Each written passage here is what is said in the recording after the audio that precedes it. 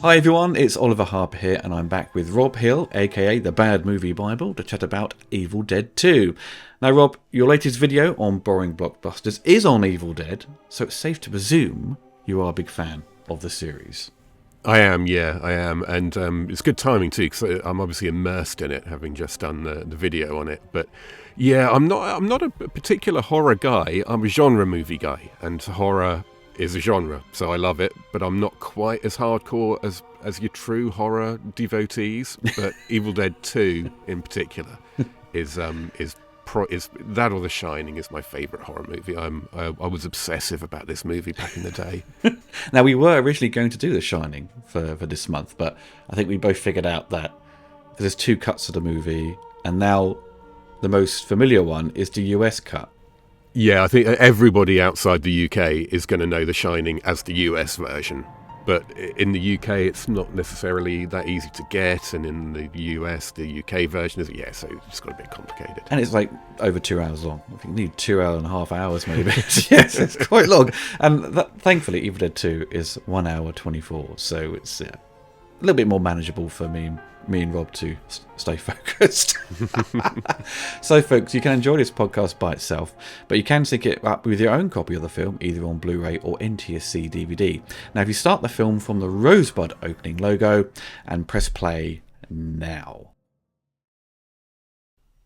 Speaking of Rosebud, now this was a kind of offshoot company they'd created to release it without a rating, because Dino De Laurentiis and his company DEG were part of that MPAA system, so to avoid it being banned essentially or given an X, they would struggle to put it out. So through this other shell company, it gave them the opportunity to release it. And I think it had already been booked by 340 or 50 kind of cinema chains, so they could advertise it, not have it have it disappearing, in the cinema market. That's the problem, isn't it? You're allowed to release in the States without an MPAA rating, but it's, there are certain theatre chains might not show it. Newspapers don't like advertising for it, and all that kind of stuff. And that was the first thing that surprised me when I was buying movies from America. It said unrated. I'm like, huh? It's like, very strange. But obviously, with this movie, it's kind of a remake / sequel, isn't it? As people kind of look at it, because I don't think they could use the footage from the original one. I think. Yeah. That's exactly it. Yeah, we should probably clear that up, shouldn't we? Because it's, I think probably everyone's familiar with this. It's famously, when I was a teenager, I was utterly baffled because there was no internet back then, and it was just, well, what is this? Is it a remake? Is it a sequel?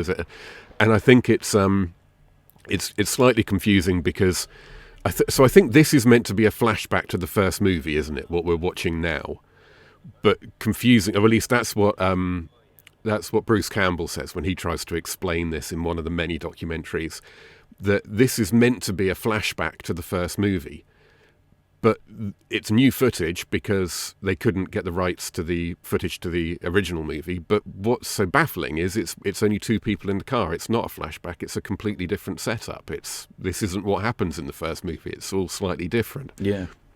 So then, there's the famous point 20 minutes in or whatever it is when you can line up the movie and go straight from Evil Dead 1 to Evil Dead 2. So I see it as like a 20-minute remake followed by an hour of sequel, basically. Yeah, it's kind of a sort of recap, just sort of, films used to do that, don't they? They always had, if you did a sequel, you'd have a bit of a recap of the first one, like Superman 2 and Star Trek 3 would do it.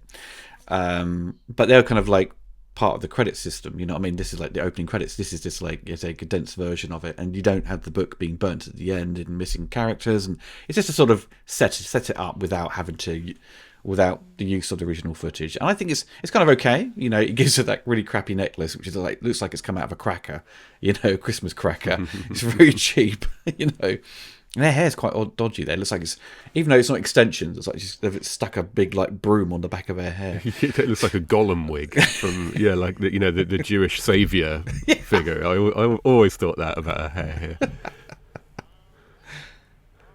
Yeah, and it's all this stuff is kind of just thrown at the screen. I feel a little bit.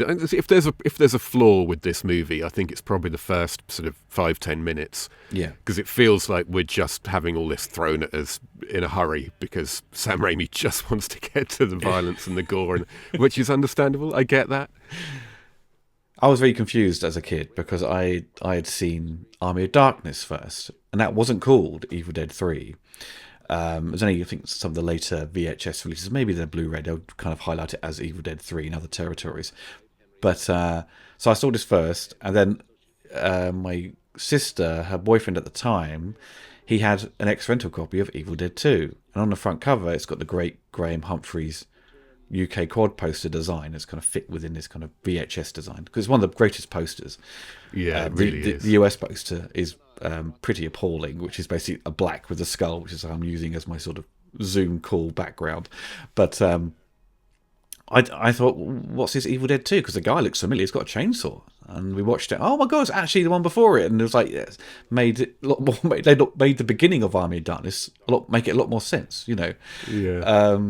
As we kind of, I think the early writing process of this was that number 2 was supposed to be about the Deadites and going back in time with a time travel process, and Dino De Laurentiis was like, no, let's keep it like the predecessor. So the idea for number 2 sort of became number 3.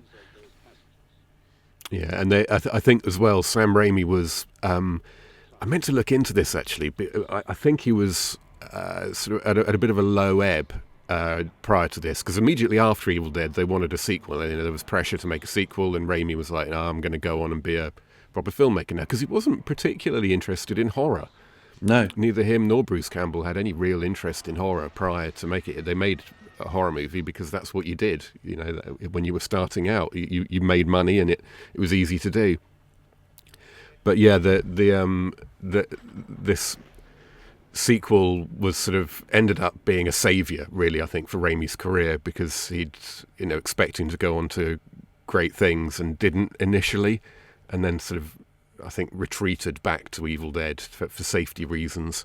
Well, this was written during the process of making Crime Wave, which was the film he did after Evil Dead, which was a complete disaster. Speaking of careers not going brilliantly. yeah. So that kind of, I think, was a bit of a nightmare to make, and heavily edited, I think, by the studio. So you just returned to the sort of the safe hands of horror, and what people wanted. I think obviously Darkman in 1990, I think it was. That would be the one that would really give them that commercial kind of push, because it wasn't an R-rated movie. I think, well, maybe it might be an R-rated, maybe PG-13, but that was like more commercial, and they did 2 direct-to-video sequels. But Raimi would start producing films in the 90s, really. Like Time Cop, he'd produce Hard Target. Didn't he directed A Simple Plan as well, didn't he? That was like the real, like, I can do more than just schlocky genre type demonstration. I remember being so surprised when that came out. Like, this is from the Evil Dead guy? It's like a normal movie. Yeah. And there was still like debates about him not being the right guy to direct Spider-Man beforehand, but he knew exactly what to do, and he was a big fan of the comics. And again, he wasn't, as you pointed out, not a fan of horror, really. It was all about, because he's more about comedy, really. This really kind of shows that, doesn't it?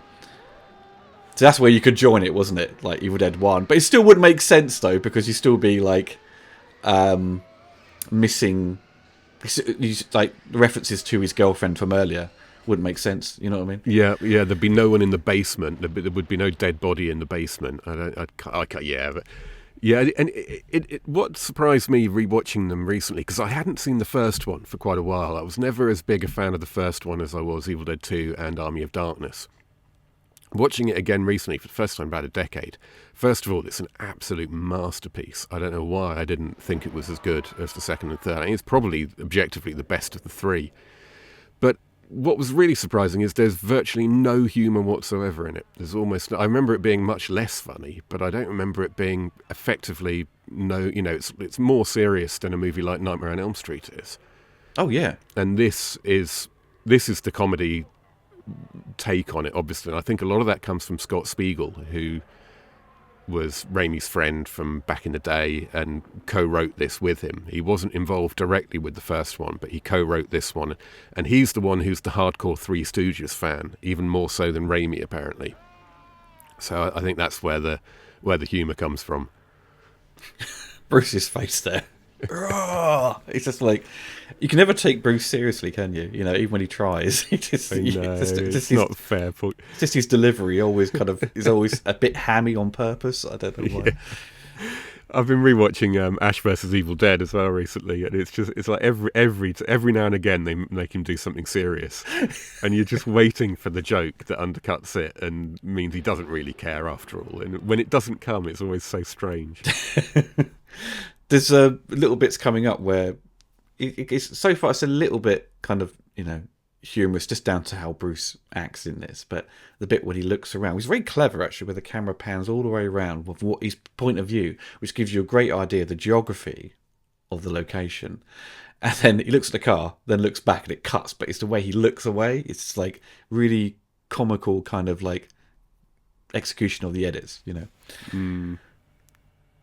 This is I think the big difference between this and, apart from the comedy, and the first one, is just how beautiful this one is. Yeah. It's really striking. You forget every time. Well, I forget every time just how incredibly beautifully lit it is, especially. And there's something about his costume as well that's kind of the blues of his shirt's just a bit unnaturally bright sometimes, and and like the background as well. See, it's been lit in a slightly surreal way, but not entirely surreal. It's just enough to make you think it doesn't look quite real. This is photographed by Peter Deming, who went on to photograph Scream 2, 3 and 4.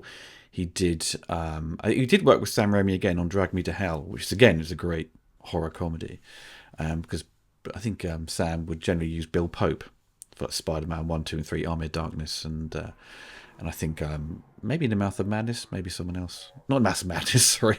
Doctor Strange in the Multiverse of Madness, I believe, but I could be wrong on that. But Bill Pope was, again, used on like, was it the Matrix films or things like that?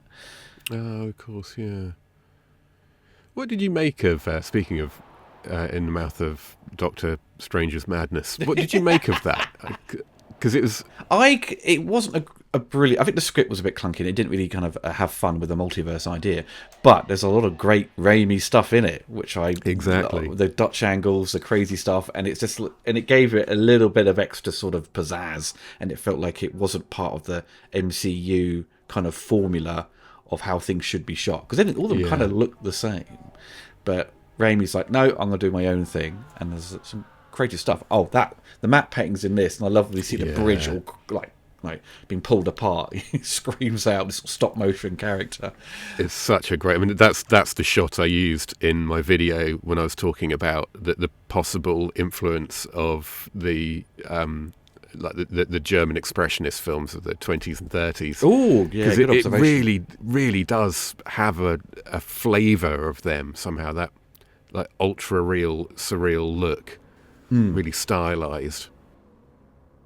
And we got back the great kind of POV of, you never, because when you see him getting chased by it, it's like he can see it, but we never see it. I don't think, you know. I don't think the TV show showed you what they see when they're being chased. I suppose it's this kind of, maybe it's a smoke, or it's just this kind of sense something's coming towards you. You know. Yeah. And what's striking as well about watching these is, having just watched, 30 or 40 odd imitations of this, no one can get the Raimi cam right. No one can do it. It looks easy, but it's not. Somehow, Raimi's just got a couple of little techniques he does there that make it just uniquely different. I just love how Raimi just abuses Bruce Campbell. Every time you see him getting twatted by a tree branch or something, you can almost see Raimi just off camera doing it. You just know it was him. I mean, his stuff through the window of the car is amazing. Brilliant stuff. Absolutely brilliant. I think it was like a big plank of wood that put it on, didn't they? Or something to smash through it. I don't know. Yeah, the various devices that you see in the various documentaries. And famously, you see a lot of the missing roof here. If you get hold of a 35mm copy, which is open matte, you'll be able to see a lot more. Yeah. This is all yeah. Well, the VHS used to show a lot more of it, as I remember anyway. Maybe I'm imagining it. No, you're pretty right. It's funny. I started getting preoccupied watching the series recently. Once they get back to the cabin at the end of season 1 of Ash vs Evil Dead, I swear there's an unnatural number of shots that show you the ceiling, and I'm sure it's an in-joke to back to this because it's such a famous balls up. The TV show was actually surprisingly very gory and disgusting. When they were the bit in the morgue was like was pretty nasty. Not a show to watch while you're having dinner. I can't finish this now. And the first episode, you get Bruce Campbell's arse humping that woman in the toilet as well. It's you're straight in at the deep end. But that's why they went with stars. I mean, I think they had a few options when they conceived that series, but the stars were the one channel who said, "We'll let you do whatever you want. Yeah, make it as fucked up as you like." Oh, this is a famous goof, isn't it? Where you've got the gentleman, I think one of the producers perhaps, but trying to open the door on the right there of the plane. You just can't get it open.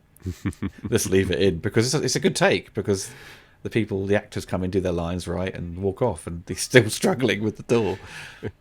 Apparently, the commentary they did for the film, they may have done a newer one over the years, but the one that's kind of was recycled was from the old Laserdisc release from 97, 98. And they said in this, the blonde-haired guy, I can't remember the actor's name, but I don't think he'd done particularly well because he was selling stuff on like a shopping channel, like QVC or something, we'd have in the UK. It's like, oh, that's a shame.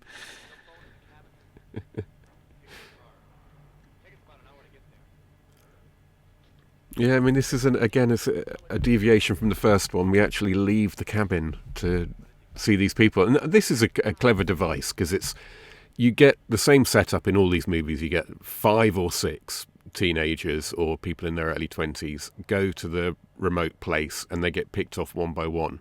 Yes, it's a really nice change to the traditional way of doing that. To have it set up like this, where he's gone there. She's been killed. You're going through so far so normal, but we're about to get a load of fresh blood injected in, a load of new people to kill halfway through the movie, which is something that none of these other movies do.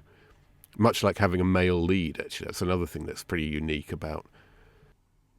Yes, true, yeah, because the 80s, it was very much have these sort of archetype, sort of virgin kind of girl who's like the one who survives. Anyone who had sex, they just get killed off, Well, even now, and throughout most of horror history, the lead has been a woman. And also, unusually, the iconic image or the iconic character from this series is the hero, not the antagonist. It's the protagonist. Yeah. Unlike, whether it's from Frankenstein to Freddy to Scream, everything, the iconic image of the character is always the villain. I suppose it's a case of circumstance that Raimi knew Bruce for a long time, and Bruce was an actor. So he's my mate. He's an actor. You know? Yeah, which is much how the only other, well, not the only other, but another prominent male protagonist in a horror movie would be Night of the Living Dead, which again it was a male because the best actor they knew was a male, and that's the only reason. Yeah, and each one, they only sort of connect in terms of like the essential basic storyline that the zombies are still around, but everyone changes, don't they? It's a different variety of characters. I suppose it was just lucky that Bruce was so kind of good at physical acting because he can hurt himself and do things in reverse. He can flip himself over like he does later on, and he's funny, and he's for this time he's a good-looking guy. He had leading man looks. It's just his chin could cut through bank vaults like Reese Witherspoon. Someone describes him in one of the many documentaries as being just the right amount of good-looking, but not too good-looking. But yeah, he's definitely at his prime here. He always looks like he's taking the piss, doesn't he, really? Even if he pulls a serious face, you know he's just doing it on purpose. This is sort of... But he's also a good victim because he can take anything and he can take it in a funny way, I suppose. Keeps it all light. It fits with Sam Raimi's style, which is like, kind of surrealist kind of comedy with maybe not surrealist, but sort of very tongue-in-cheek slapstick with horror visuals. And That's the thing, yeah. There's horror comedy is obviously a big thing, but Raimi's take on horror comedy is almost completely different to everyone else's, because he goes for slapstick. I mean, that is yes, the nature of the comedy in these movies is largely slapstick, which isn't necessarily my favourite kind of comedy, but works really well here. But like, in the previous few years, you had Dawn of the Dead had done horror comedy in a sense, but it was much more about satire. yes, And you had American Werewolf in London had done horror comedy, but that was like pure black humour. And this was kind of unusual at the time. And, obviously in the mid-'80s, it really took off with Reanimator and Return of the Living Dead. And, horror comedy seemed to be really having a moment when this movie was being made and when this movie came out. But this type of comedy was still completely unusual. Yeah, yeah.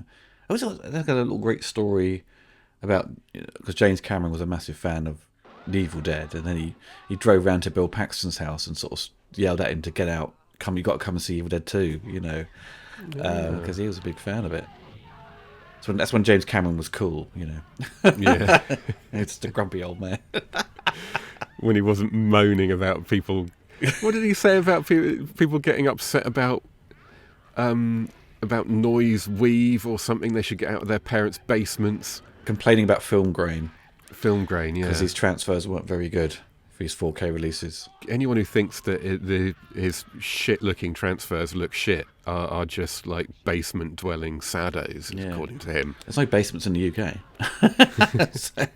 They're also the exact people who have made you who you are. So it seems a bit dismissive to just write them all off as basement. Anyway. Yeah. Because most of the slapstick from these films is just seeing Bruce get whacked, get beaten up, and acting with props like they're trying to kill him. He's so good at that. And that is what makes it funny, because when you watch certainly when I watch the Three Stooges that inspired all of this, I just don't find them remotely funny. It's just really awkward and badly timed and weird. So, if anything, Sam Raimi and Bruce Campbell have better comedy timing than the Three Stooges did. That's good. When he looked confused. He was like, I mean, that was perfect. That was really good, wasn't it?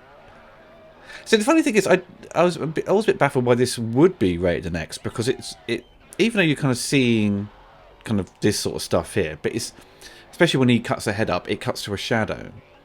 It's always a shadow when something gets a bit gross, right? So they know what they're doing, and the blood changes to green later on, because of their killing deadites, they bleed green blood. But the first one was certainly a lot more graphic. The bit that always gets everyone, even my mates, when they saw it, when the pencil goes in the woman's foot and just turns it like that, and the blood comes. That is ankle. Really well done, for 1981,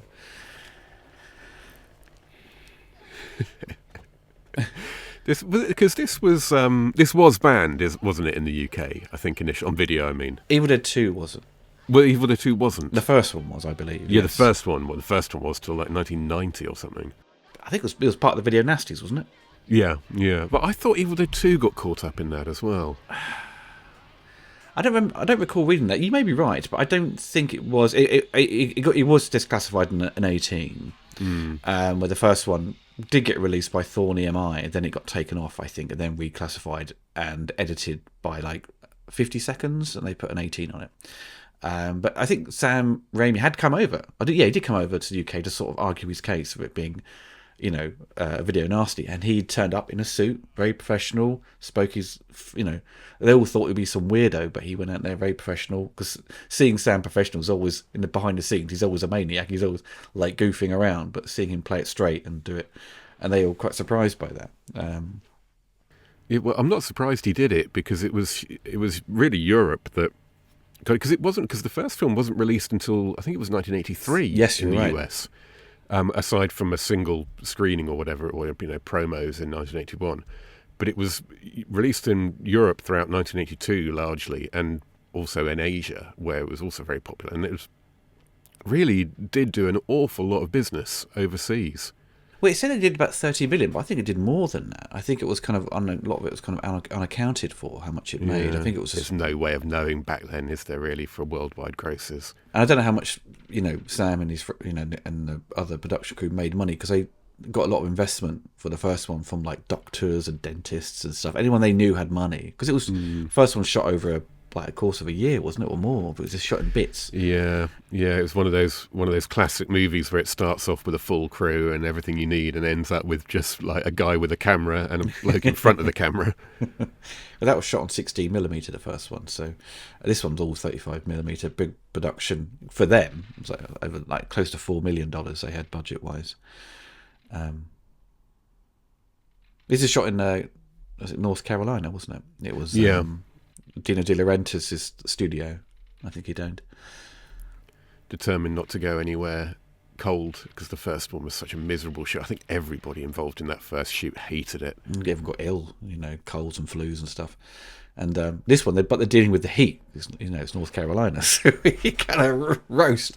And it was like 120 degrees Fahrenheit or something most days. So anything that involved gooey blood and props that kind of you could stab or whatever, or to be refrigerated sort of before they'd start using them because it would just be destroyed by the heat. This is very clever shot. It's one of my favourite gags. It's funny because in my mind it still looks like a cold environment. It looks like a cold place. It's the blues, isn't it? It gives you that coldness. And I guess the association from the first films. I do think movies like this work better in a cold environment. There's something about the sense of isolation that's improved when outside is just that little bit less friendly. Oh, definitely, yeah. This is great when he thinks he's looks at the mirror, then looks back again.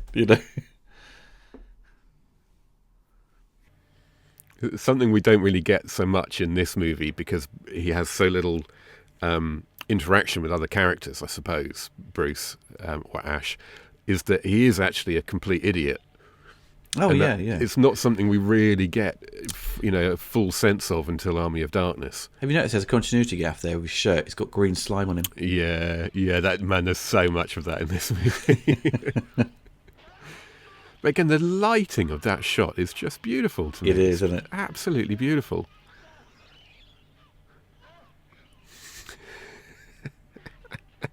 But it still retains that kind of look of that 80s horror, which were kind of those similar colour palettes, but it doesn't seem like it's if you look at movies now that will try to sort of give you that 80s look, they go a bit overboard with the sort of the purples and things like that, make it a bit more these neon looks to it, where this is kind of natural, but there's kind of a lot of contrast to it with natural kind of sort of orangey skin tones, Yeah, there's no shortage of saturation compared to modern movies. Like that green on his shoulder and chest and so on is such an unnatural colour. Yeah, that actually reminds me of Reanimator as well, and that whole sort of mid-80s era, and Return of the Living Dead up to a point. There's something about that kind of slightly unnatural, popping, oversaturated colour.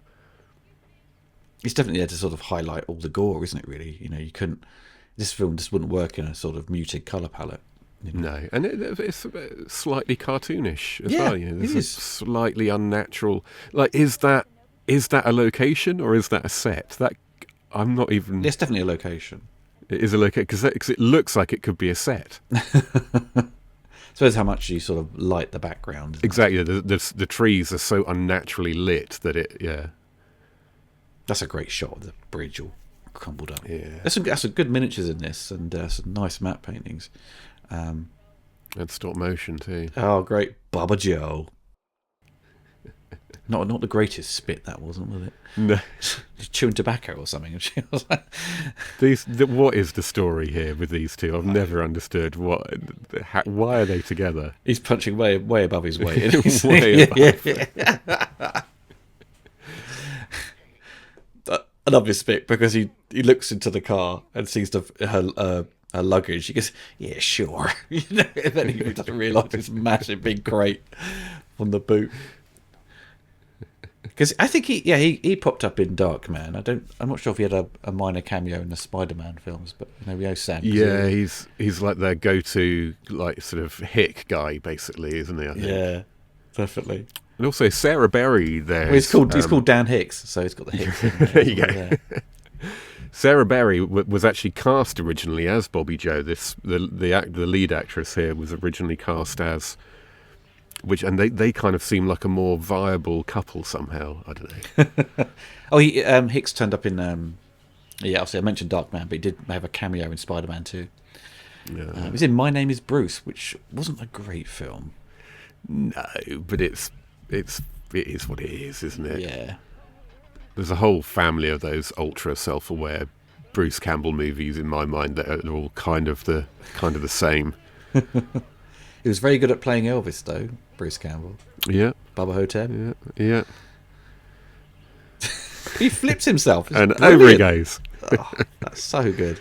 He did that on stage when he went up to accept, I forgot what award it was, for Army of Darkness. Oh, wow. Best actor in some sci-fi awards. He did that up and down the stage.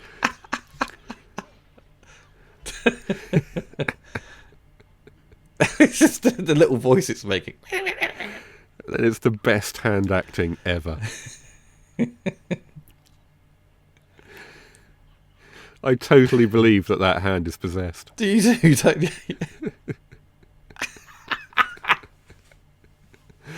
I love that they brought it back in the TV series as well. And it grows a new Ash.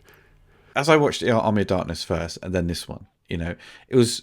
I can't remember at the time if I preferred this to Army of Darkness, because I was at that point you're kind of used to that version of Ash where he's really over the top and really just like a complete dickhead and like really rude to people, but it's so funny. I think this was definitely more visually interesting than the third one, which is kind of you think about the third one and how it looks. It's just an orange looking film, because it's all a lot during the day and it all looks like a lot of people LARPing as medieval dudes, because it's all shot in America. They didn't, if they shot it in the UK or something with this kind of like, Nottingham Forest kind of backdrop, or Thetford Forest, you'd sell the illusion that it was in medieval times. Yeah, I know what you mean. I think because it's such a big part of my like childhood watching of movies that I don't think I've ever really questioned it. But yeah, it looks more like Spain than it does. Yes. Well, they don't actually say where it is meant to be, do they? No, they don't. They don't. No. Arguably, That's the way to get around it. Other world or other dimension, maybe. I think the look of the film, of the sort of the medieval period, was very obviously the end shot. I think it kind of visually looks more interesting than the third one with their design, because the whole film is very colourful. This is in terms of what we've seen, but at the end it's kind of very desaturated and grey and stuff, and it actually kind of works. Well, they reused that. They reshot the bit at the end of Evil Dead 2 for Army of Darkness, but then ended up using the Evil Dead 2 footage because it looked better, I believe. Yeah, well, it's the landing's the same, isn't it? Where the car goes when it falls in the foreground. Yeah. And then they shoot the monster again, which is the same footage, I think. It's very consistent. That's a good gag. The other people who appear in it are, Farewell to Arms. I loved it as a kid. That used to crack me up. Yeah, the other people, the footage with the other characters is, I think, all original, all new. Yes, Army of course. Darkness, but they reused some of the end of Evil Dead 2 because it looked better, basically.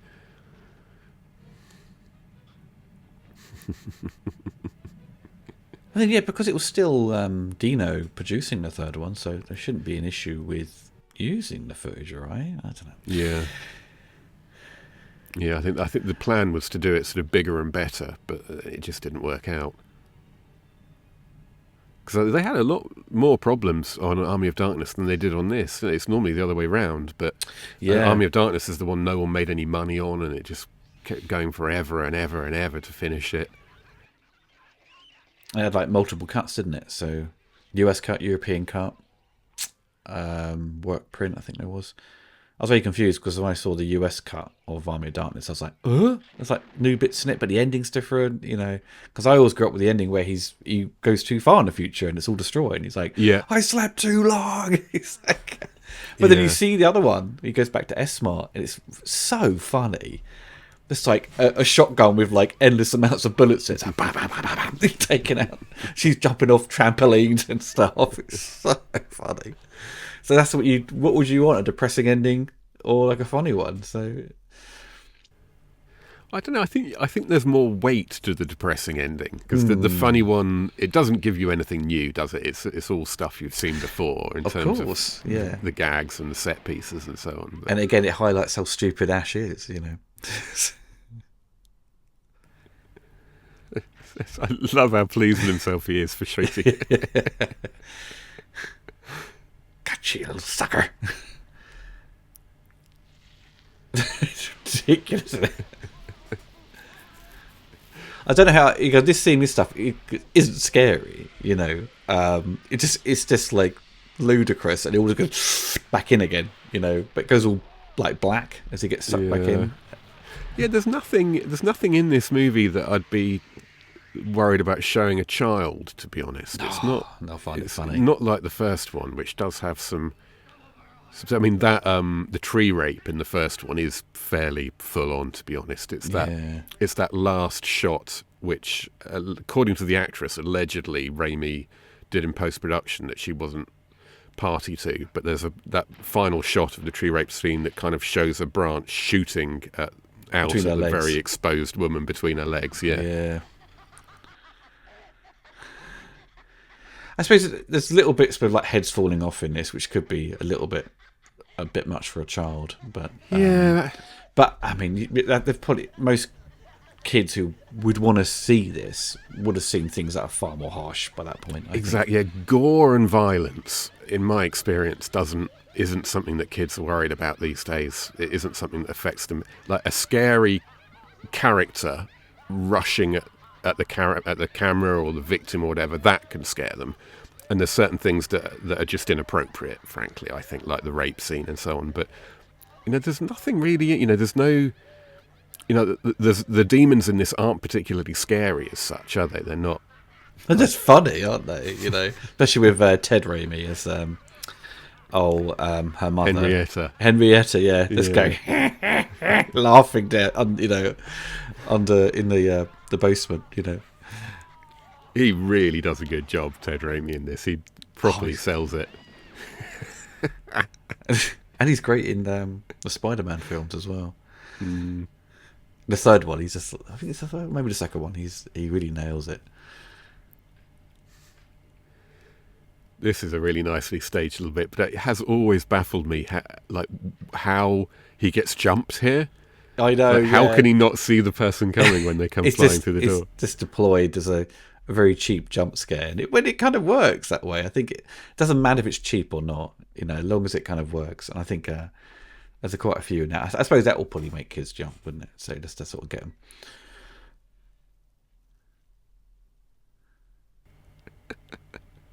Just everything he does is funny in this one. Everything, because it's so understated, I suppose, compared to the third one. Oh yeah.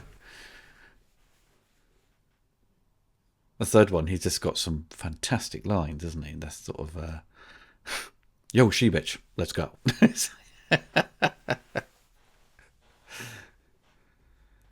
God, I can't bear the tension. Hurry up and do it. Just rush out of nowhere. Oh, thank God.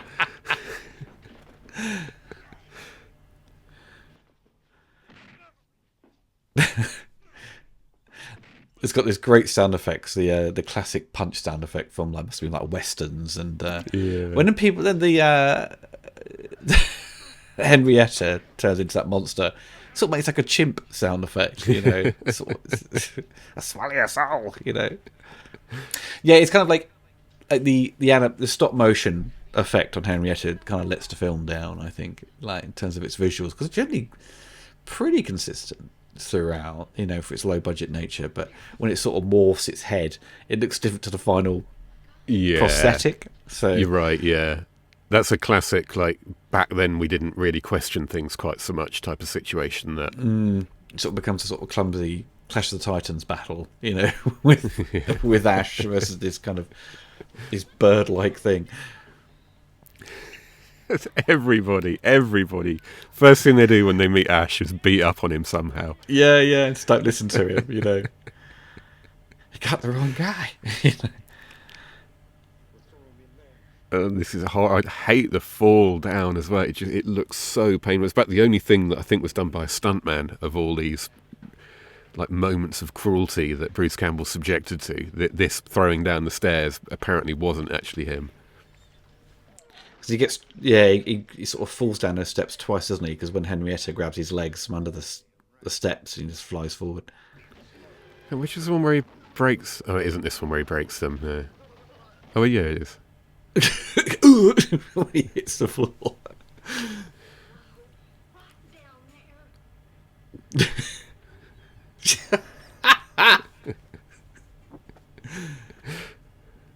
It's beautiful, man. Absolutely beautiful. Was it? So this is halfway through already. Yeah, yeah. We're already halfway through this movie. I thought I'd have guessed it's been off for like, if I didn't know it so well, I'd have guessed it was like 20 minutes in. It whips along, doesn't it? This is great because the delivery on the recorded messages is like, I buried her in the basement or something like that, and then just pops up and then Bruce it's like this almighty girly scream. Doesn't it? This is what Sam keeps saying. You keep screaming like a man, scream like a woman.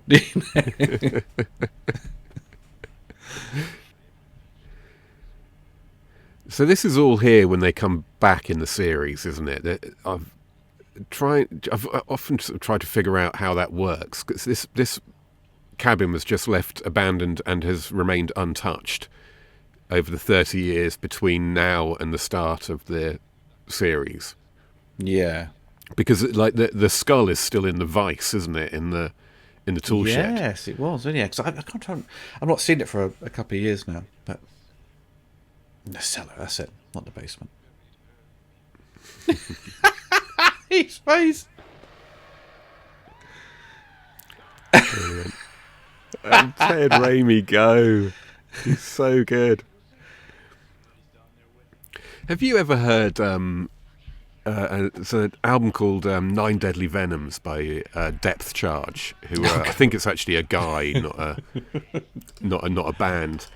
But that Nine Deadly Venoms album, it's got like 8 or 9 tunes on it, and each one's inspired by a classic movie. Oh right. And there's one called Dead by Dawn, which is absolutely brilliant for one, but it's got a load of samples from Henrietta. Oh, amazing! I've got to hear that. It's what you used to call trip hop back in the day. I don't know what you'd call it now. It's like, but it's absolutely brilliant. It says online there's a song called "People Are Still Having Sex" by Latour, which contains dialogue of the "Hello Lover" from the film. Okay.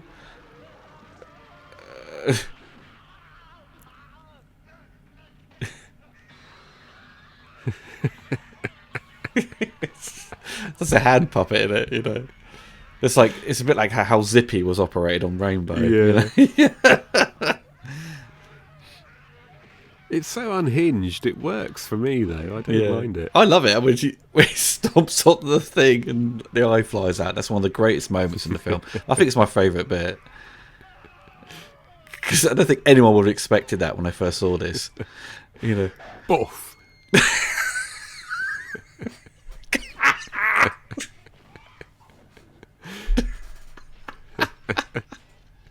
Again, that's actually much funnier than the Three Stooges gag that it's ripping off. Oh yeah, the Three Stooges gag is there's no like reaction. It just this opera singer just gets a grape in the throat and kind of seems mildly uncomfortable for a moment.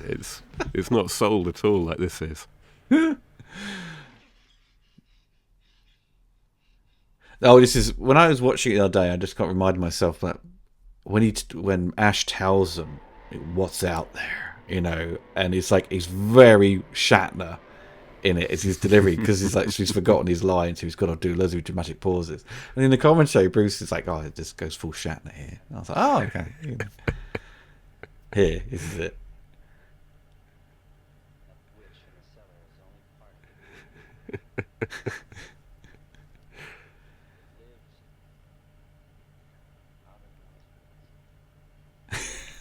Well, Bruce is pretty good at doing William Shatner impressions. I think Shatner was quite impressed with his. I think Shatner had to watch loads of this video on YouTube where he review all the impressions of. Oh, I've seen that cropping up. I've not watched it, but I've seen Yeah. it. What, Bruce Campbell's one of them? Yeah. Oh, wow. And Shatner was quite impressed because he knows it's like you do the pauses and then when you remember, you sort of ramp up the speed of delivery. So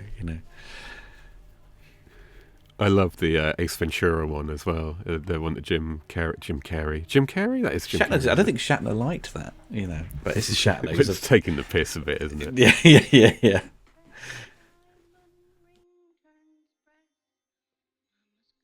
Why aren't there more shots like that in modern horror, where the camera just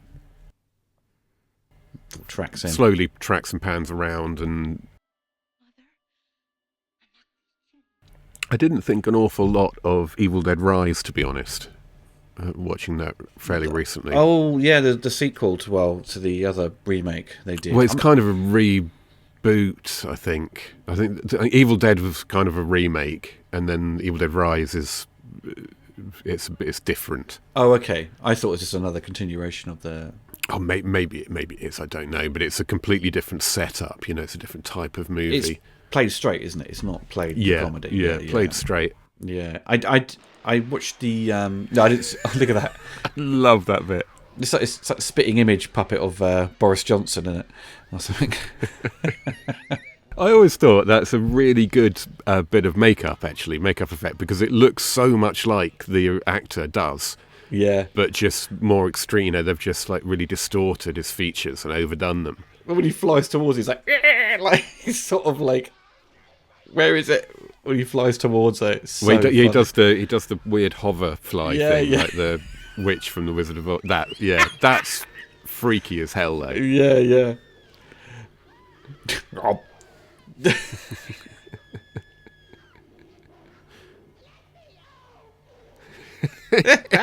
As the wheels have just come flying off.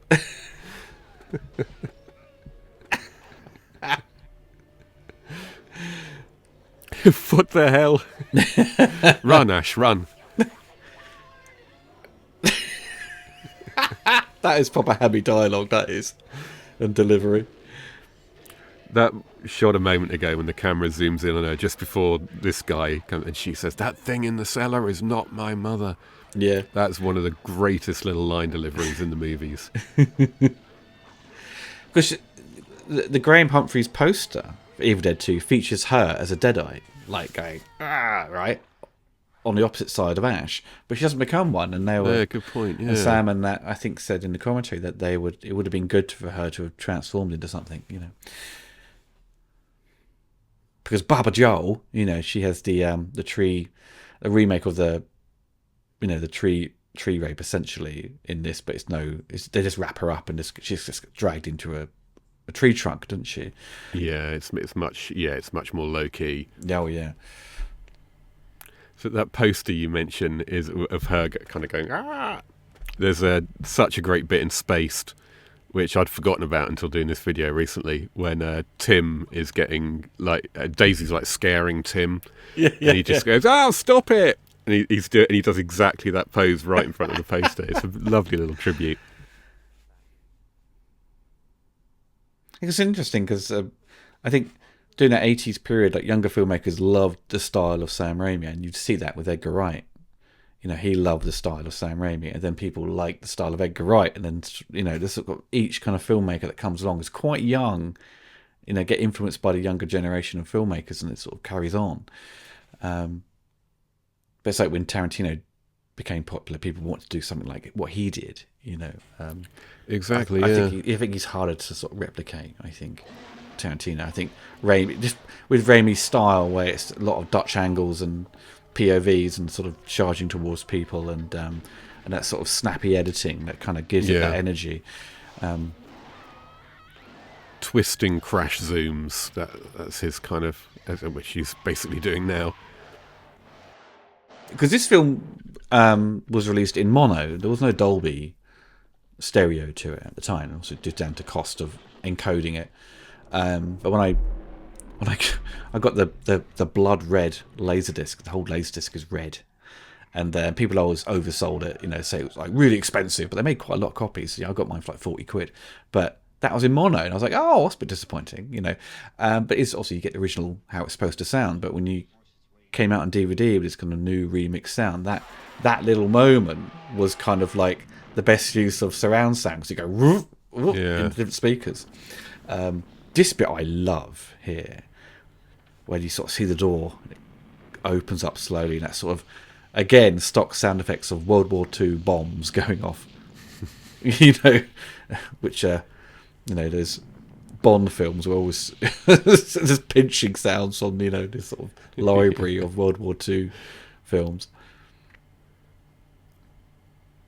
And then when her dad comes through, he's like, ah! And then he just goes, hello, Annie. It's sort of, the tone changes where he's like screaming down to a normal conversation. It's like, you can save yourselves. It's like, over there. And he points to the book, or the notes she's got, isn't she? The remaining pages to salvation, as it were. It's interesting what you were saying about the influence of Sam Raimi and these movies on other people. You do see it a lot more than you realise once you start sort of digging deep, because I think of like Friday the 13th and Halloween and Nightmare on Elm Street. They were the big movies of the era in terms of making the money, for one thing, but also, creating or encouraging rip-offs and so on. But I reckon that the actual horror filmmakers were much more in line with Sam Raimi's thinking, and found these movies much more inspirational. And you definitely see it in the overuse of the poster getting put. It's a thing for filmmakers, like young filmmakers especially, can't help it. They have to put posters of movies they love in the background of scenes. Yes. And I've got a theory that there's no poster has been seen more than Evil Dead 2's, or maybe the first movie, but between the two, they're in so many movies. Sam and Wes Craven had an in-joke, didn't they? So they had, yeah. It must be with like Hills Have Eyes and The Evil Dead. Yeah, and Nancy's watching Evil Dead in Nightmare on Elm Street, isn't she, on TV? Yeah. Yeah. I mean, like, John Carpenter referenced his own movies, wasn't he? Like in, what was it? Someone's watching, like, they're watching The Thing, the 50s Thing in Halloween, and then he'd do the remake, wouldn't he? Yeah. This bit here, I love it. It's a really cool effect. I like how they're sort of, it's like when you see that quick flash frame of the devil in The Exorcist with the colour, or actually when you see it is, isn't it? Actually, yeah, it looks a lot like Pazuzu. Yeah.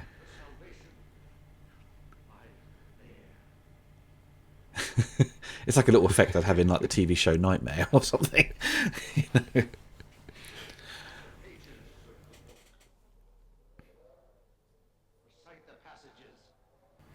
Oh, I wonder where those pages are now. What happened to the original Book of the Dead? I wonder, because that would be a worthwhile prop. The prop store. Please sell that for $500,000 or something. But didn't they actually? No, they lost the original one. They lost, didn't they? Because someone stole it off the set. Did they? I can't remember if that was Evil Dead 1 or 2, but oh God, which one was it? The VFX guys had made this like beautiful book with a whole bunch of illustrated pages to flip through and so on, and it got stolen before they could shoot it, so they had to knock together a botch job one instead, and that's the one that's in the movie. Do you remember when I think it was Anchor Bay, they put out the Evil Dead book collector's set where you got the film and it was in the book, that sort of rubbery kind of replica. Yeah. I still got mine. It hasn't rotted like some have. But when they did a sequel, they didn't do the book over here. I think in Australia, I think they did the Book of the Dead cover again. But the book would change its look, wouldn't it, for the three movies? Where the third one is this really like hardback book. It's a ginormous thing. It's a lot bigger when he goes back into the past. And there's 3 books, isn't there? Stinking wise man. It's like he tries to remember the Klaatu Varakta Necto or whatever it was. Yeah,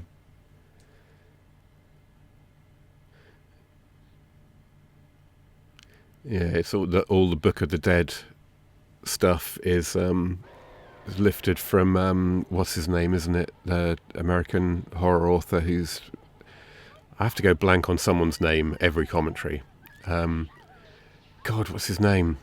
Is that the guy, the Necronomicon sort of? Well, that's the name. That's the name of the book, isn't it? The The Necronomicon. Necronomicon Ex Mortis Yeah. is the name he gave it when he conceived of it, and Raimi was a big fan of this author. Oh Christ alive, he's so famous. But Is it the not stuff being is that stuff that In the Mouth of Madness is inspired by? yes, yeah, that would make sense. And in fact, a lot of American horror, especially Gothic horror, and It's typically. Oh my god. Yeah, I know who you mean. people will know who we're talking about. But he, Raimi was much more into his writings than horror movies, because he hadn't really seen many horror movies when they set out to make Within the Woods was the original. We haven't mentioned Within the Woods yet, have we? That was the short film that they made as a dry run. Sam Raimi directed, Bruce Campbell starred in. It was a short, wasn't it? It's called The Book of the Dead. Isn't it? Yeah, it's like it's called Within the Woods. Oh, Within the Woods. Sorry. Oh, I do And apologize. it's about half hour, and it's fairly similar. You know, all the same elements, just juggled around a little bit. Were you thinking of H.P. Lovecraft? Lovecraft, that's it. H.P. it, yeah. Lovecraft, yeah. But Raimi was a fan of him. But when they came to make Within the Woods, they realised they didn't really know much about horror. So Sam Raimi and Bruce Campbell and Rob Tappert just started touring all the drive-ins in the Midwest, just seeing all the horror movies they could. And strangely, they didn't really take an awful lot of cues from very many of them, apart from like the actual filmmaking techniques and so on that people like Toby Hooper had used on Texas Chainsaw Massacre, which was also made on a low budget. So a lot of the low budget techniques were stolen from George Romero and Toby Hooper, but the actual creative inspiration was more Lovecraft. I love that little line there. 'Cause the picture of him is like, he didn't do a very good job. You know? In the picture, it's like he's wearing like a baseball cap. You know. Also, there's a little bit of poltergeist in this, I think, with the tree. You know, like when she runs into the woods, she sees a tree like, "Rawr," and you begin to see it move in a bit in the exterior shot of it. And you see it in the foreground with the house in the background.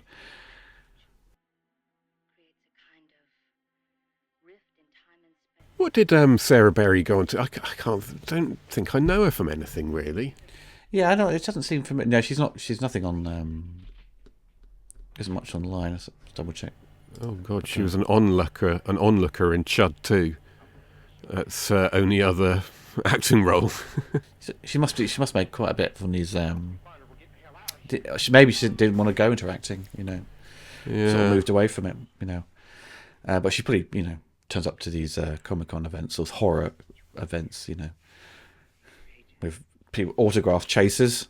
You know? Yeah, I always wonder if there's a rivalry between the Evil Dead cast and the Evil Dead 2 cast, or whether they all get on. Now move! It's like... oh, it's even worse. You're like, no, don't put them down there. Oh.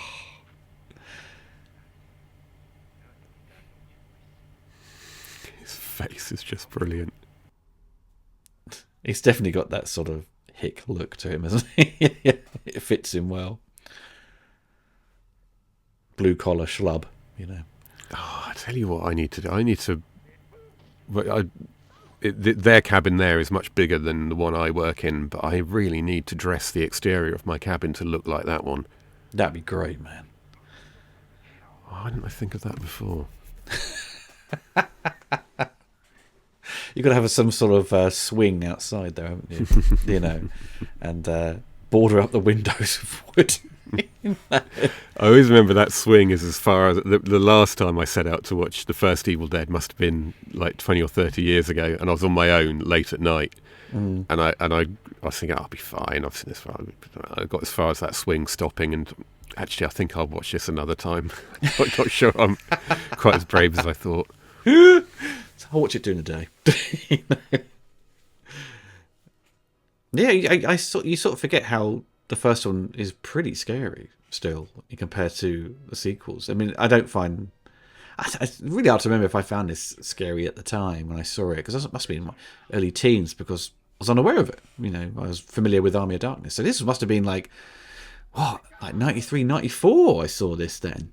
It's quite late into the game, you know, of Yeah. So it wasn't. It's ain't nostalgic to me in terms of like that teenage years, but Baba. This bit I love the cutbacks. Baba, Joe. It's like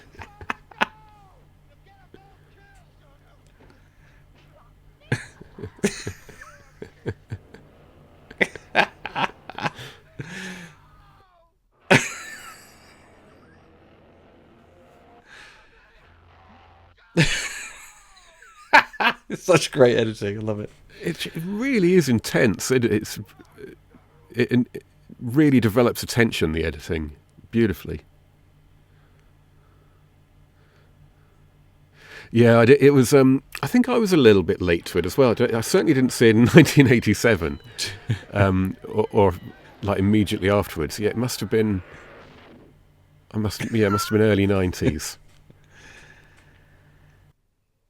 You have to be a sort of certain age, I think, really, for it to be that, when it came out, that 80s period where you're a teenager in the 80s, Yeah.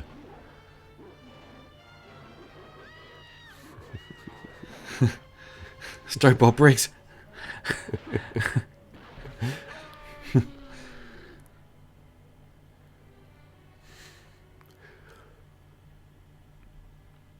It's the hulked out version of Ash, isn't it? Yeah. Did they ever establish where the power comes from in this? Is it like a generator or something? I don't think we see him turn it on. Or it's a small point.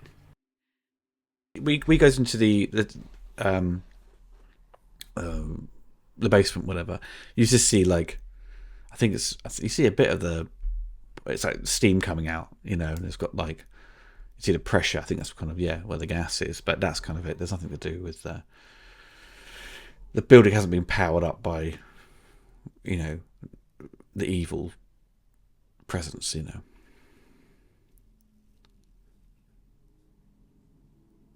There's a lot of moments in the film where they pull out the sound completely, don't they? To sort of make the audience focus on it. And there's no, or maybe it's just me and my tin ear, but I've never really noticed a prominent, memorable theme of any sort. Not like in Army of Darkness, which has a more sort of traditional orchestral score, I guess. Yeah, Joe DeLuca did all three, but the third one had the main title was composed by Danny Elfman, because he'd also worked with Sam on Darkman, yeah. But he just provided the main theme, and everything else was Joe DeLuca.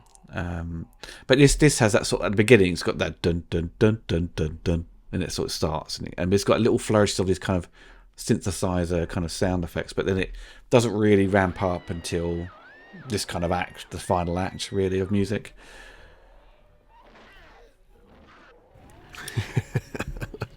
Yeah, the harder I slam it, the more likely it is to close. yeah. But I think Joe's best work is Army of Darkness, though. That's really good.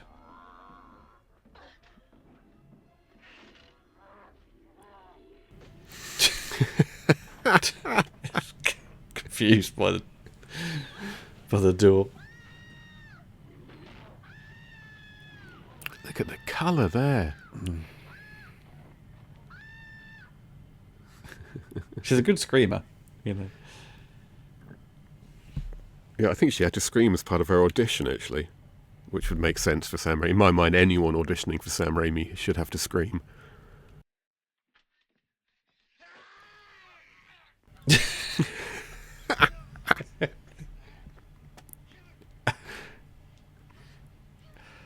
When he keeps like complaining about how much he's in pain, she's like, "Shut up!"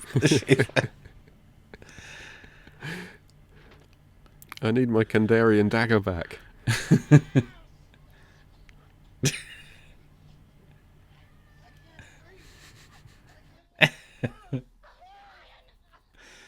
He did get his head smashed against a tree and then get stabbed. Well, maybe it's deserved for his incompetence,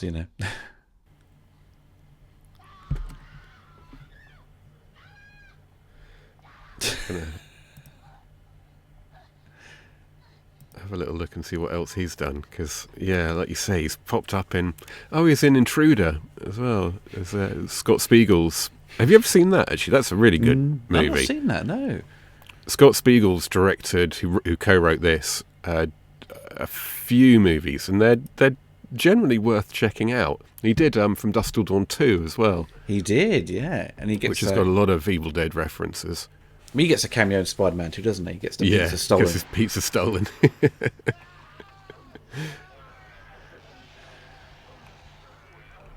Yeah, no, Intruder is his kind of calling card horror movie, I think, and that's really good. Sam Raimi's in it as well. Sweet. This is also ridiculous, like the blood, you know.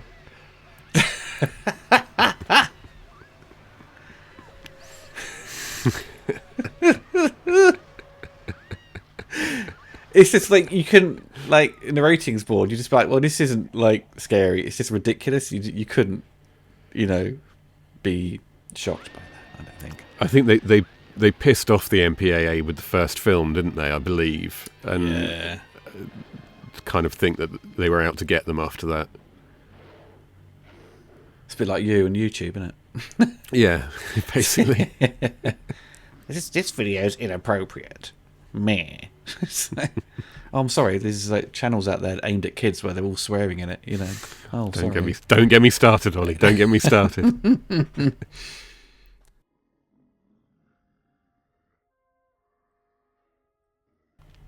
Oh, the cheap necklace turning back to normal.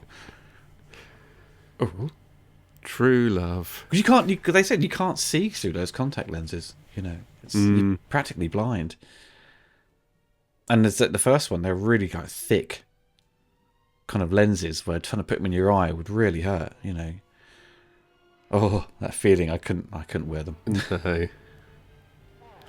See, this makes less sense considering where they took the Ash character, because he genuinely, you know, what we know of Ash now, he was blatantly, he'd clearly lured Linda to this cabin in the hope of shagging her, and that was all he thought about, all he cared about. But that's what he became. But at this point here, he's still, you know, portrayed as someone who's going to care about her. Yeah. That was a good shot. Like, he's right close to that.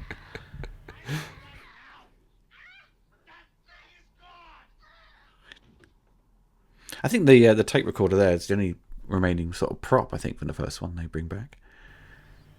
I wonder where that is. Yeah. Obviously, Sam's car as well. You know, it's using all his films. Well, I think that was quietly, surreptitiously replaced quite a long time ago, actually, with an imitation. Oh, was it? Okay. Yeah, the one in Spider-Man definitely isn't the one in the original Evil Dead. Oh. They look identical, but it's technically a different car.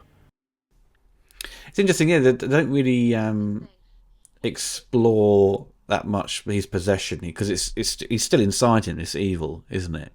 That's how he turned. But in the third one, he sort of turns because he gets bitten, you know, again. Yeah. And he gets the itch. When it sort of grows out of his shoulder, which is quite good. Yeah, there's never been any real continuity or logic to how you get possessed by demons, and what the tree rape in the first movie is another, like, what how does that happen? What is it doing that? Because that isn't it's not a demon inside the house. It's not whatever this entity is that's running around in the woods. Is that a third entity, or?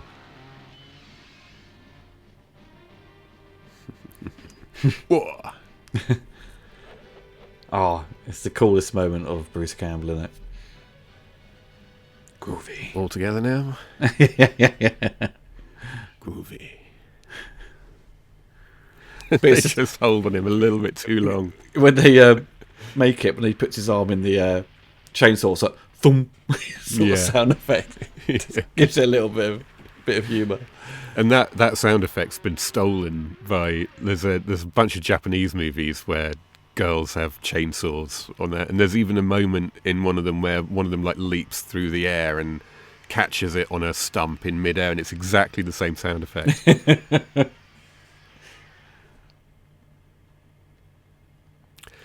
They say I get het up over continuity details like this. Like when they go back to this cabin in the TV series, that trapdoor is reformed, and the steps that we've already seen being broken, they're all fine again. So who did that? Who did that?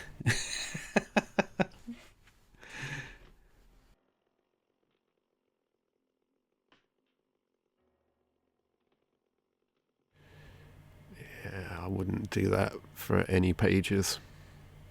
God no. But you need to though, don't you, to get rid of the demons, as it were. But I'd be sitting in the corner with my eyes closed.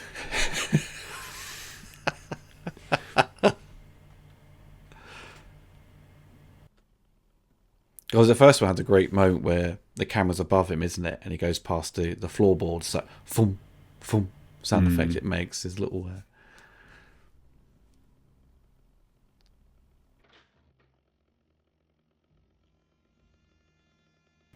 The tension is what stands out for me rewatching these movies now, the first two movies anyway. Like Brain Dead, Peter Jackson's Brain Dead is often that's great, compared to this, and I can understand why on superficial terms, and Peter Jackson admits that, you know, that Sam Raimi was a huge influence. But it's really strange because there's nothing scary in it. There's loads of gore, but without the tension building, there's nothing remotely scary. I saw Brain Dead as a teenager at sixth form college. My friend had bought it in on tape. And I can only watch a short bit of it because I found it so disgusting. Yeah. I felt a bit sick. Yeah. And there was this great horror book that was being sold in Forbidden Planet. And I flicked through it, and there was a moment where it's a great shot from Brain Dead where people lying on the floor, all their blood was, all their skin and muscles pulled off their bodies. So it's got this half person was normal, but their legs all just bones and stuff. It was so disgusting, and it took me a while to actually revisit it. But again, it was pretty grotesque, but it was just so funny. You know, with the as we kind of famous with the kung fu priest or vicar or whatever. Fight for the Lord. It's like, you know, it's so good. The devil's among us. yeah. It's like watching Father Ted doing kung fu, you know. Yeah.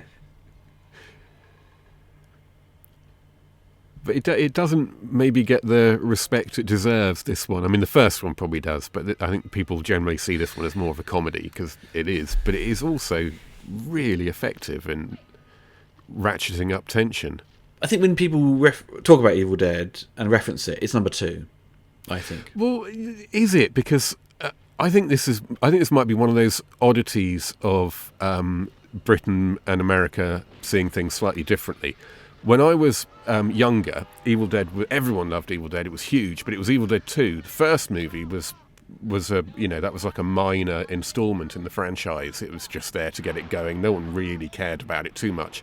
It was all about Evil Dead 2 and then maybe Army of Darkness a little bit. But I think when you look at it on the IMDb, the first one has more ratings than the second one. Right. And US users have rated it a lot more than the second one. So I've got a feeling that the first one is maybe the dominant one in the US, and the second one here, in much the same way like with Mad Max. The original Mad Max was a very, people I think in the States, the original Mad Max is a small, insignificant thing. It was the sequel, Road Warriors, they called it, that was the big deal. Whereas, from my generation, from me anyway, the first Mad Max was probably... That made the most money, the first one did. More prominent than the second one, yeah.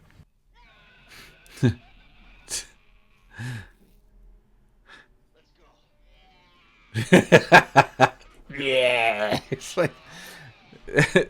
Didn't Ted say, because once he got out the suit, it was just all this sweat just pour out of it. He lost so much weight. Yeah.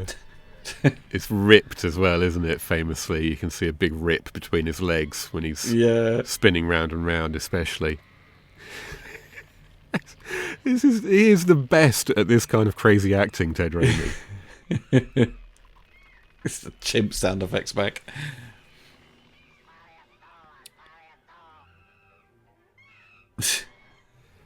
Yeah, that could have done without that one shot of the forced perspective. This one.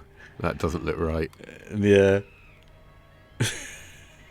Doesn't quite work. I think it's down to limitations ahead with money, isn't it? Really? Yeah.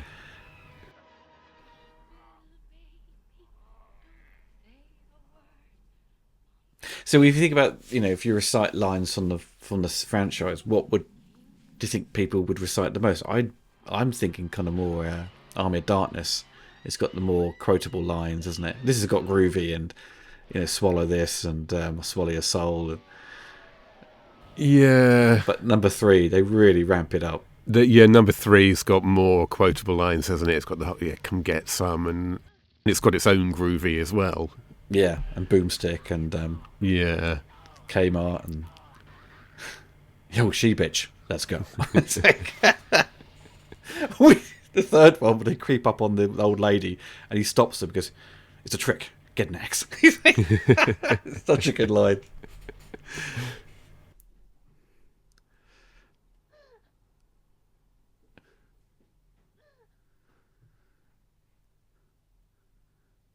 But when they do like a video game based on Evil Dead, it's often the second one, which kind of the visual look of it, because it's so kind of it pops and it kind of captures everything that what the first one had, but and it's sort of the setting and what we see, and it kind of creates that you could adapt into a video game, to play as Ash.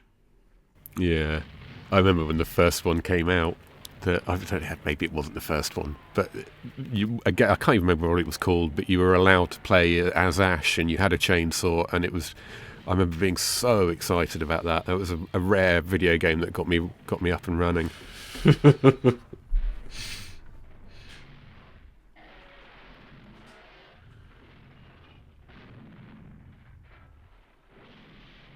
There's a good miniature stuff here. Yeah, it works. It rarely gives away its scale, It's like it's too small, The dark helps a lot. All right, everyone just throw stuff at Bruce. But even the outtakes of the Spider-Man films, Raimi's just got some funny stuff, or just like trying to abuse Tobey Maguire, hitting him with stuff as well. Yeah. So much of the behind-the-scenes footage from the first two and Army of Darkness, actually, is just Sam Raimi dicking about, doing Three Stooges bits, poking people in the eyes and stuff.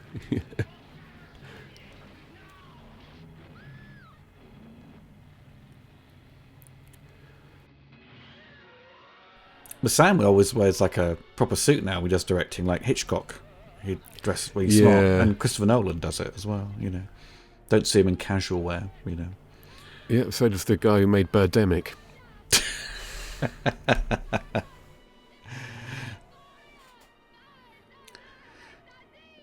It's good though when he saw the monster and his hair went all grey, on the side. I never noticed that. You notice it? There's a quick shot where he goes, and his hair. They colour it in, I never noticed. I was just looking at that streak of grey hair, and I can't remember ever thinking about it before.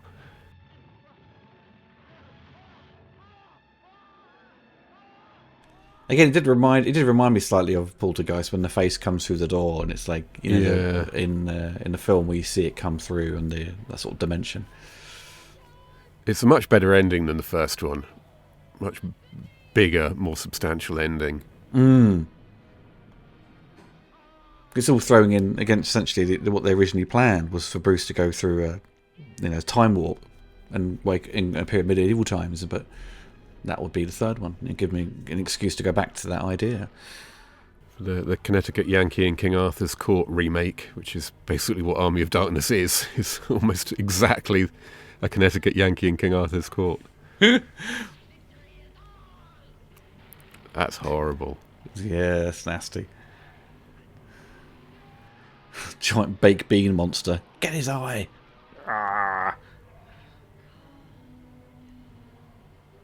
There's something about the image of characters being absorbed, becoming part of something else. There's something really freaky about that really gets me. What's like the thing, isn't it, at the end where final form and it's got like the other heads, who they've copied. Or the alien Like I watched Alien Romulus last night, Oh, and right. that there's that sequence where they rescue one of the people from like having already been semi-absorbed in those Yes. spider web things that the xenomorphs wrap everyone up in, and that was really freaking me out, to be honest. Don't like it. See, so they'd reshoot this bit for Army of Darkness, wouldn't they? Yes.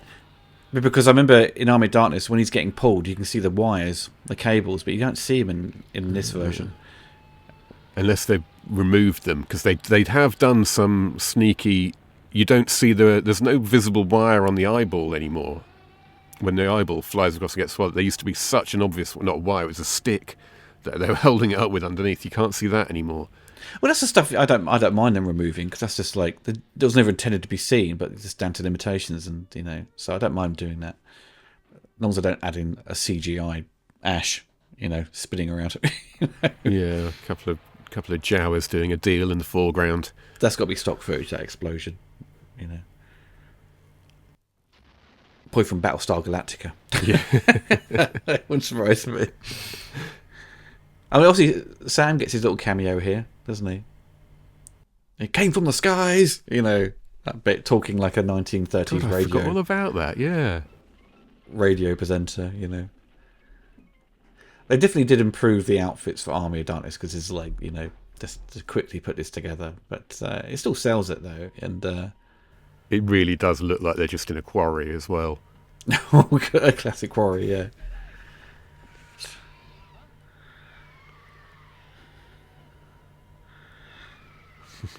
Oh, Matt Lyons, anyone? yeah. Yummy matte lines.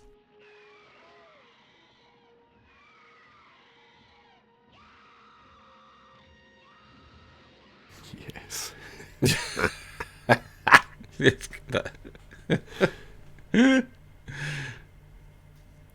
The way it ends is brilliant, as the camera pulls back and you see him chin a two fists go chung, and it cuts to the end credits.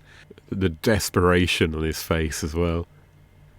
No. He's like...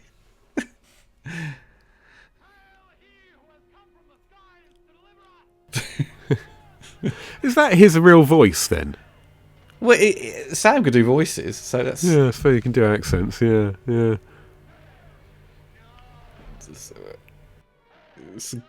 No one would have expected this ending. That is a really good ending. It's absolutely fabulous. Yeah.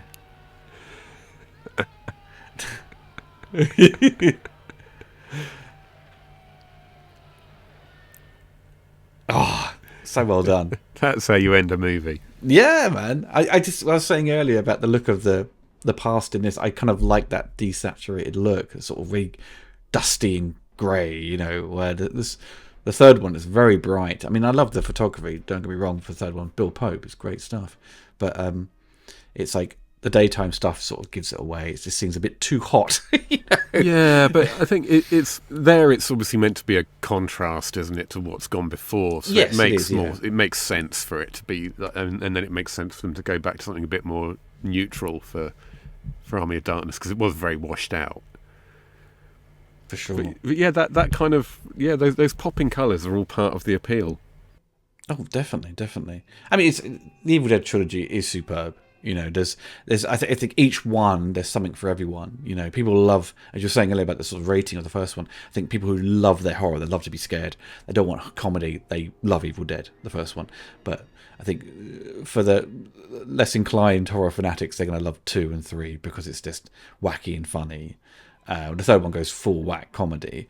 There's still horror in this, and I think the tension, as you were kind of highlighting, and the jump scares kind of are quite effective, and just to kind of Ash dealing with the dead, or the Evil Dead, essentially by himself for the first 40 minutes or 30 minutes is... Yeah, that's really good. That's really interesting, really unusual, and really good. So once you kind of introduce the other characters, I think the comedy kind of ramps up a bit, and it works. And I think it's still a masterpiece of horror. It's still you could lump it into horror quite clearly. Yeah, no, I don't think that comedy, adding comedy to a horror doesn't suddenly preclude a movie from being a horror movie. It's, for me, this is it's Sam Raimi calls the first one a horror, the second one a comedy, and the third one an adventure. And it really, that's kind of simplifying it a bit, because the third one is an adventure, but it's also a comedy, and the second one is a comedy, but it's also a horror. The third one's a big throwback to sort of Ray Harryhausen stuff, Exactly, yeah. Yeah, so it's a comedy adventure.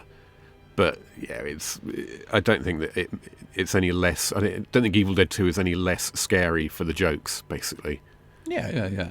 And I suppose that the Army of Darkness is sort of the groundwork for what you would do with producing Xena and Hercules TV show. Kind of falls into that. But the TV show of Evil Dead really goes back to the horror, and it's it's funny, but it's really gross, really disgusting, and I think it tips the balance a bit more towards the horror, the TV show. Yeah, it definitely takes its fundamental cues from this movie, I think, from Evil Dead 2 more than the first or the third ones. But yeah, there is more horror. Yeah. Dun-dun-dun. Well, there we go. That's the end of the commentary. Hope you enjoyed it. Me and Rob will be back soon with some more. I think we could potentially, if we have time, we could go and finish the Omen trilogy with the final conflict, or we can return to the Terminator franchise with Terminator Genesis. So me and Rob will probably decide off camera and surprise you in the next week or two with the next commentary. Depends what mood we're in, I suppose. But people have been asking to do the third Omen film. I suppose it would be... I don't want to sort of leave people waiting another year to hear our thoughts on the trilogy. Yeah. But yeah, we'll see. But anyway, folks, take care of yourselves, and goodbye for now.